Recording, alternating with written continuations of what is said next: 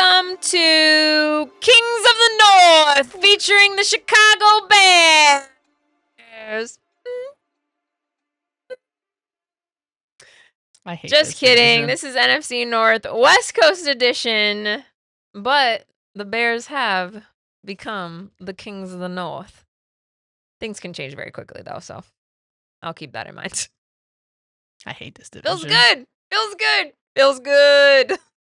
Why can't we be? I wish we were another division, dude. The good old black and blue division. Oldest division in football. I mean, kind of. Yeah. Oldest teams, I should say. Oldest teams. Yeah. But yeah, interesting week, and yet again, Only a shakeup in the NFC North. only your team can make my team winning not feel good, because now you guys are the leaders. You guys are that team, and yeah, it's another heart attack, but you know. I'm not used to hearing Bears are in first place. Me either. It's okay. Yeah, the Bears just continue to take years off of their fan base's, life, but it was worth it. It was worth it. It almost felt. Here's the thing.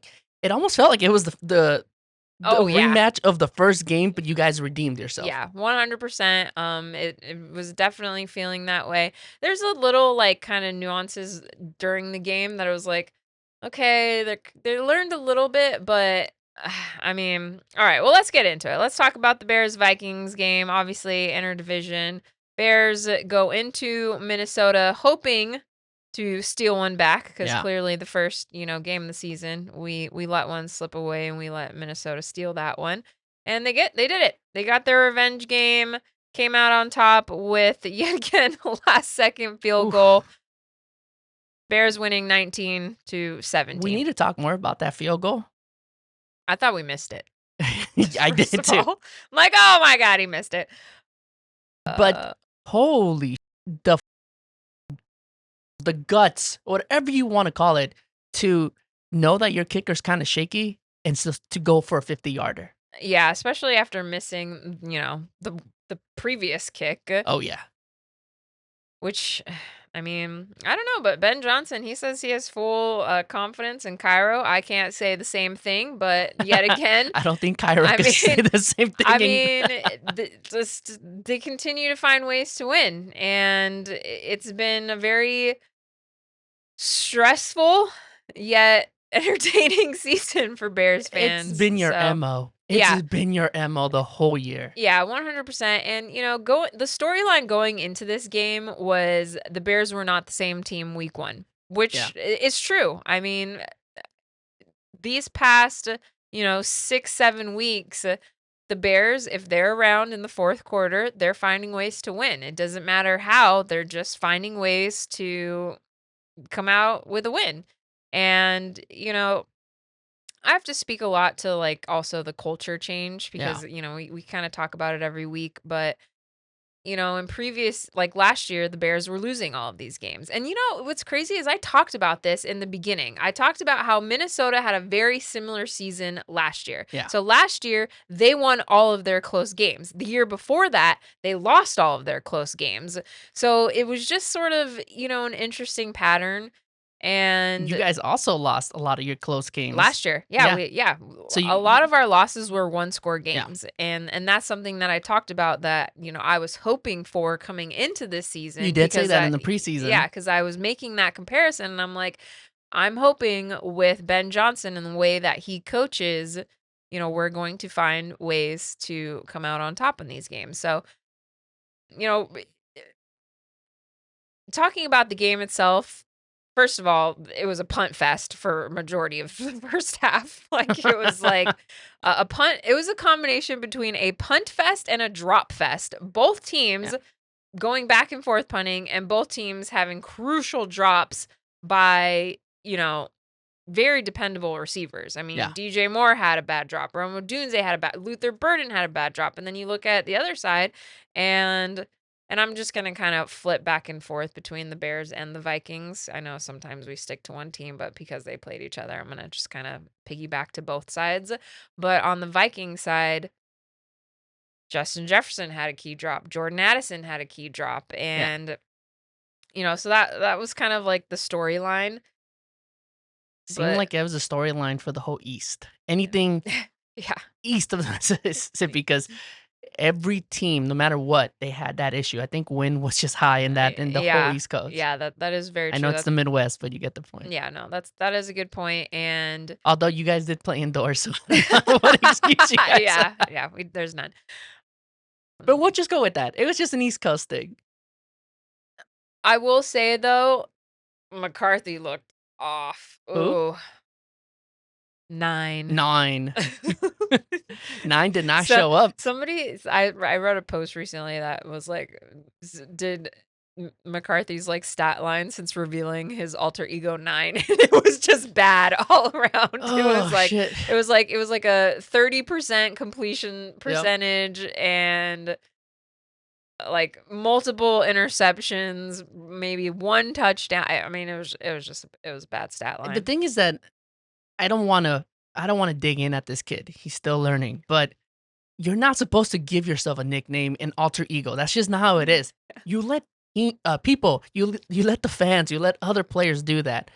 Here's the best quarterbacks in the world have never said, "This is who I." Maybe Aaron Rodgers did some. I don't know, but besides him, all of the other ones let other people name them. Yeah. I'm 9. It's just corny. It's very corny. Yeah, so I mean, these are some concerns that were coming out of college, right? A lot of Yeah. people talked about JJ McCarthy's accuracy and Yeah. questioned if he could perform at an NFL level. Now it's early, again, we're considering this as rookie season, so I'm not, letting that sway Yeah. what we think is, was this a good pickup? Is he the future of the Vikings? Because it's very early. We don't and know. Yeah, you generally can't tell until a couple years in. Because I look at like Josh Allen, they Well, they were ready to throw him to yeah. the wolves, and then Well, before Josh Allen, the saying was always, "You can't teach accuracy," and then Josh Allen fully changed that. yeah, So maybe you could. yeah. So, but I mean, if that's what JJ is gonna throw, the Vikings aren't gonna win many games unless they just rush for Yeah. 250 yards a game and rely on their defense, which I mean the Bears have done for a long time, but it's not really a recipe for a winning culture and a winning I football team. So it's a little concerning for the Vikings perspective. He's gonna have to clearly work on that part of his game. Obviously, he has the athleticism. Obviously, he, has the poise late game. Yep. But Caleb's just better.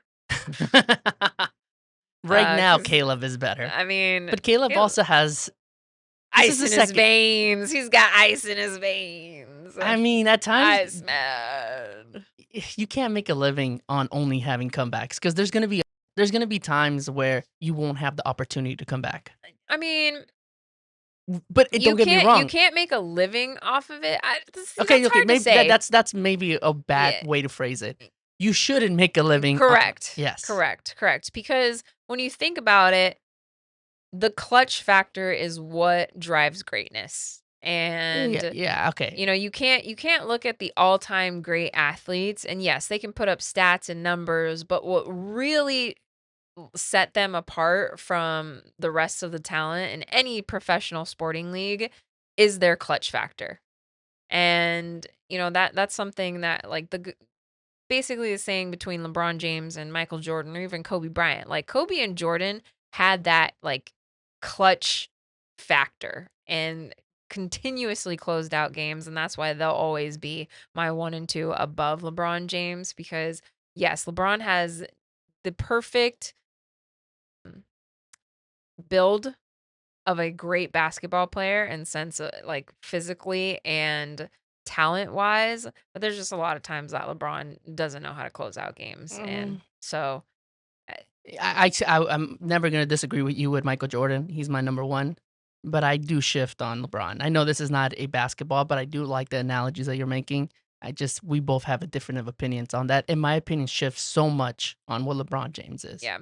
But that's all I'm saying is you can be a extremely talented athlete, right? But it's really it's those clutch factors. And to be honest, that's why when you look at it, that's why Patrick Mahomes gets his flowers all the time because he's had these clutch moments where he can bring the Chiefs. Now let's all enjoy a moment of the Chiefs for a second. We can't too much. Not until we find out they're not in the That's playoffs. true. That's true. Because yeah, they may. Then that's what I'm saying, right? They could Like, still win with a shit under 500 record if somehow they make it. yeah, dude. But that AFC West division, They- it's the Broncos are making it interesting, and without straying too much off of the North, I just have to say this. the Pat- Chargers are also making it very but interesting. that's the point I was gonna make.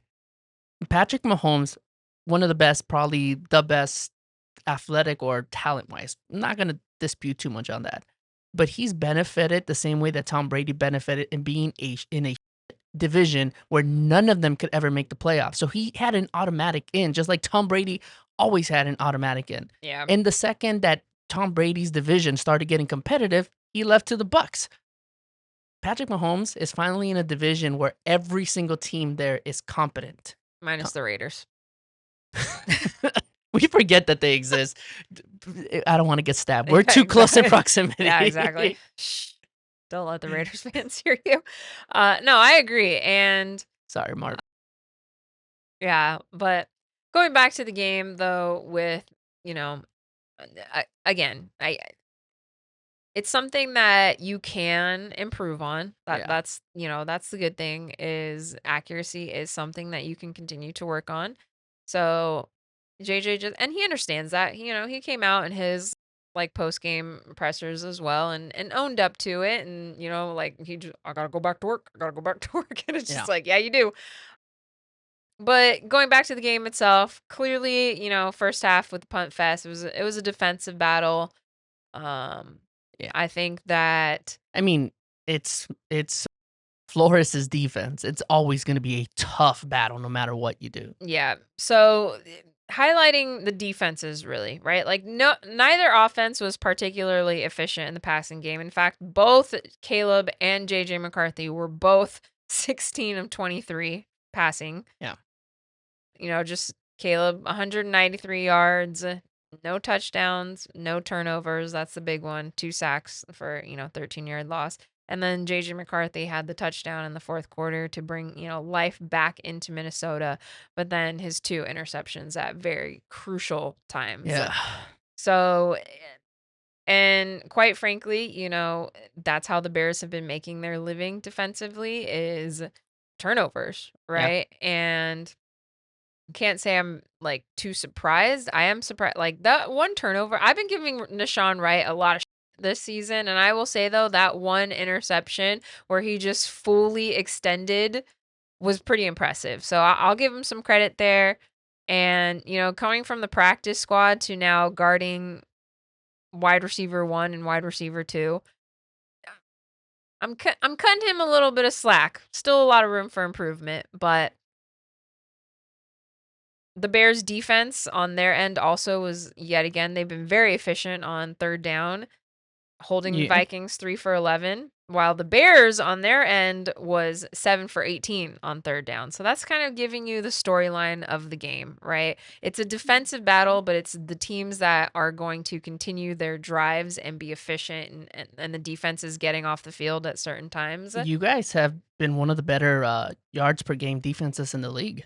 Yeah, I mean, yes, but it's so funny. I was talking to my cousins and, we have 3 defensive players and all 3 of them, I think it's Kevin Byard, Nashawn Wright, and Tremaine Edmonds. All 3 of them lead the league in interceptions. So to have 3 different players on the same defense leading the league in interceptions is crazy because sometimes we look at this defense and we look at the secondary and we're like, God, they give up too many yards and too many big plays. But it's like we have the best secondary and the worst secondary at the same time. It's a very conflicting relationship. But the Vikings had a game plan. They blitzed Caleb a Yeah. lot. I mean, this guy was under duress Yeah. basically the entire game. And they have athletic players to be able to at least try to contain him. Yeah. You can't really contain Caleb all that much, but Yeah. you could So try. so 66.7% of the time the Vikings blitzed. That's a lot. Yeah, it is almost 70%. And pretty impressive though. Caleb Williams during the blitz was 11 of 21 for 121 yards and was sacked just once. He Wow. also had 26 rushing yards. So, and Dylan was at this game. I know you had fun, but we stole one back. I told you we would. But he even said, like, what did he put baby oil on before the game? Like, he was so slippery out here. But if you've been watching the Bears the past couple weeks, this is what he's been doing. He's Yeah. been so elusive in the pocket where, like, he doesn't seem like a big guy, Caleb Williams, but his lower body must be ripped Yeah. because so many times it looks like he's going to get sacked and he just finds a way to escape. And it's been very impressive. And that's the kind of stuff that you can't teach quarterbacks. Oh yeah, I agree with that. And I again, I'm not gonna talk bad about the kid. I talk really great about him in college. Miss him a lot. But I do think that we got to get to that next level where you don't have to come back. I will continue to come back to this yeah, because I think that the second half of this season should be, or the latter part of the season should be, starting to dominate because you guys have the offense for that. You guys, yeah, I agree. And again, so here's where I was referring earlier to like the nuances of like there are just little cues that are different. Is that we were scoring points. It was just field goals. We have to get yeah, into the end zone, So yeah, inconsistencies. and to be quite frank, if Cairo doesn't miss that field goal, then it really becomes a two-score game and it puts more Yeah, pressure on, the Vikings and but you at this feel a point, little bit more you should comfortable. expect one miss Cairo field goal. Uh, I don't know.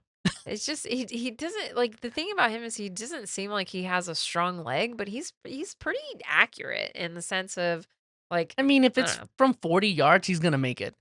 Once you start getting to like the 47, closer to 50, in Yeah. this era where kickers are like consistently making 60-yarders, Yeah. we're losing that type of Yeah. kicker. That's where I do agree with, but especially in the NFC North, you don't want to be kicking 50-yard field goals. Not in that weather. And it's Yeah, but you guys were indoors, so well, of course, but that's not I'm just similar to like what you're saying is you don't want to make a living on yeah, you're right, you're comebacks. right. You don't want to make a living on 50-yard field There's a goals. reason why we kept Uh, Mason Crosby so long is that he was accurate in the cold. yeah. So, So, and a couple things that I do and we want to love them. highlight on the Vikings end, though.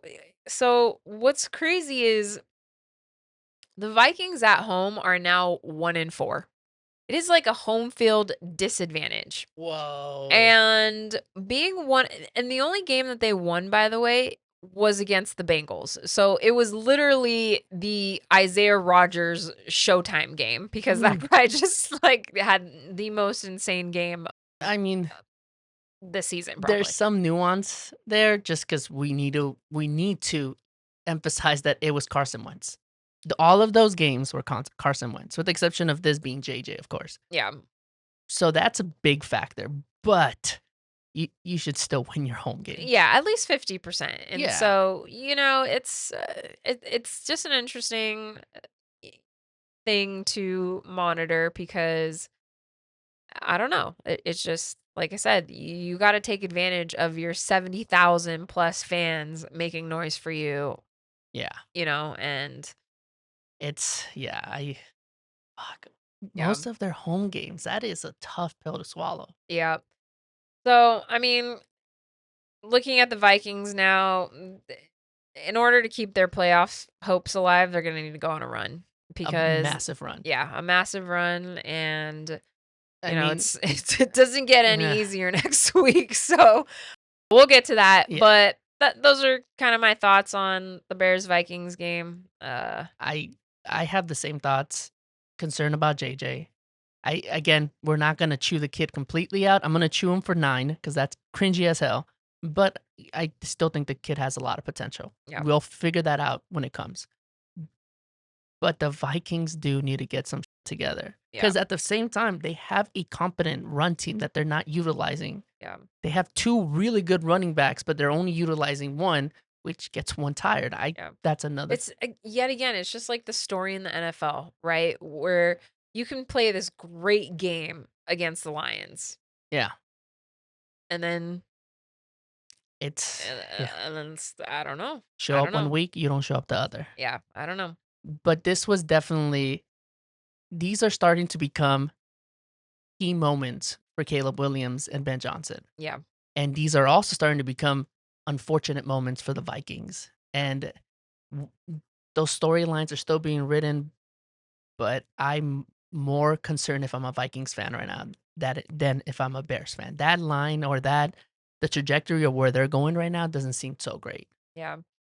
Yeah, it definitely a lot of it is gonna fall on, JJ's shoulders, which most of the time the offense does fall on the quarterback's shoulders. So Yeah. we'll see. But yeah, they're gonna have to go on a run here in the next couple weeks to keep their playoff hopes alive. Well, yeah, I mean, the other teams in the division are worried about making the playoffs. They're what Yeah. 3 games behind. 4-6 right now. So Oof. yeah. Alrighty, everybody. We will see you next Thursday. Thank you so much for tuning in. We out. Bye, guys.